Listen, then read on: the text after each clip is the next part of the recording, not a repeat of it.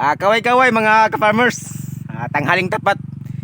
Nandito naman ulit si Jones TV. Hindi lang masyadong mainit ngayon dahil makulimlim yung panahon. At siyempre nga dahil proud ako na naging ka-farmers nyo.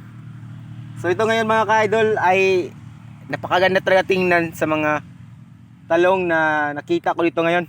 Ang daming bunga. So wala akong ginagawa dito mga farmers kundi nagpaparecover ako. So kung nakita nyo sa sitwasyon sa aking talong, tinatambak ko talaga yung lupa sa puno. So ang dami talagang bunga. So yun o. Sulit talaga mga farmers. Ang daming maliliit na bunga. Dahil bago ng harvest yan. So ganyan lang kasunod. So papunta yan doon sa dulo. Sulit talaga. Nagpaparecover lang ako pero ang daming bunga na unti-unting bumalik. You know, nakita nyo?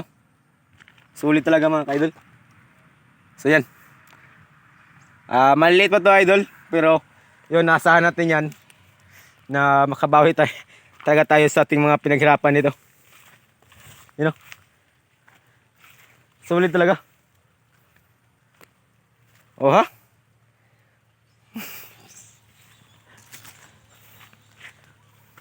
Parang naisip ko talaga tuloy na ituloy-tuloy lang ang pag-share sa inyo. Sa papunta yung dulo mga kadol. Siguro ngayong Sabado o Miyerkules, marami-rami na tayong ma-harvest. Dahil po doon sa dulo, yung mga bagong tanim ko ay may mga bunga na din doon. So dito naman, so nakaka-income tayo dito kahit pa paano. So ito talaga ang talong ni Jones TV na naitanim ko noong tag-init or El Nino mga ka-idol. So hinayaan ko lang noon. Akala ko kasi dito ay hindi na makaka-recover. So ang dami na talagang bunga ngayon. Ayun o. Sulit talaga, di ba? So itong talong na to talaga ay mga matanda na to. Siguro mga 10 months. Ganoon na mga ka-idol. At ito na ngayon. So akala ko kasi dito mga ka-idol ay hindi to makaka-recover. Kasi po nung pagtanim ko nito ay nabutan sa El Nino or tag-init. So kung nakita nyo mga ka-idol ay unting-unting na nakaka-recover yung mga matanda kong talong. So kung tingnan nyo papunta doon ay parang walang bunga. Pero pag silipin nyo sa baba mga ka-idol, makikita nyo mga ka-idol kung gaano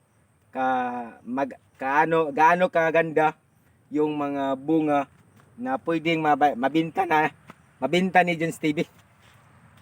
So ito ang masabi ko na naging proud na talaga ako na bilang isang ka-farmer. So yun, may sombrero tayo ngayon na ipapatunay na proud na talaga ako. So ganito na mga ka-idol. Bago ang lahat mga ka-idol, ipapakita ko talaga sa inyo ang bunga sa aking mga tinatanim dito. So let's go.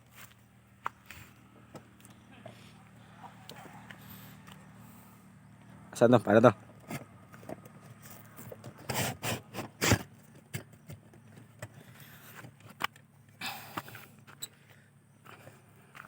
So ito idol. Tanggalin natin to. Tinatanggal ko muna yung ano. So ganito idol. Silipin natin. O di ba?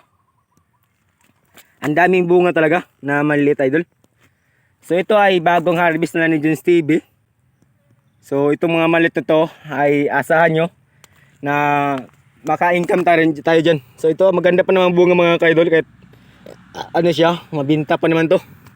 Tulad yan, may mga malaki na. So solid talaga. So ang daming maliliit mga ka-idol. O ha? O di ba? So sacrifice lang talagang ginagawa ko dito. Sacrifice para tuloy-tuloy. Ayun o, yung mga malaki. Okay yun. So ang daming maliliit dito. Yan. So yun o. Okay pa naman. O di ba? So yun.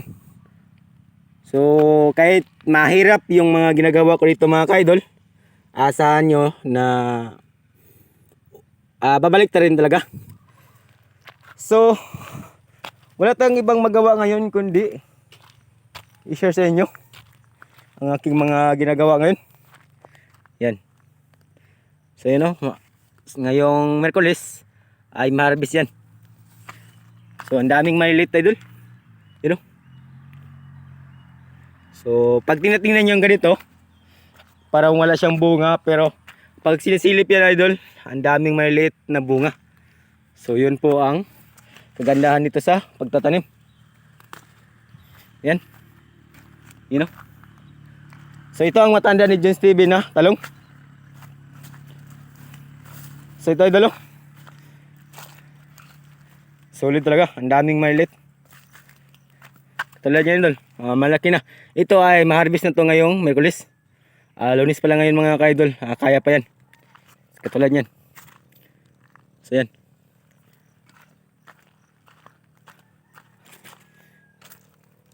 Oh, pag tinitingnan yan, ang dami. Tapos dito pa mga ka-idol. Oh ha. Tapos dito, kahit pa paano mga ka-idol, may mani pa rin si Just TV dito. Subukan natin ha. Oh. Oh ha. Okay, okay. Pag gusto tayo kumakain ng mani, mayroon naman. Oh, parang gano'n lang. Buhay talaga. O, diba? Meron yan. Ang bilis lang talaga, oh. Ay, walang bunga. Walang unod.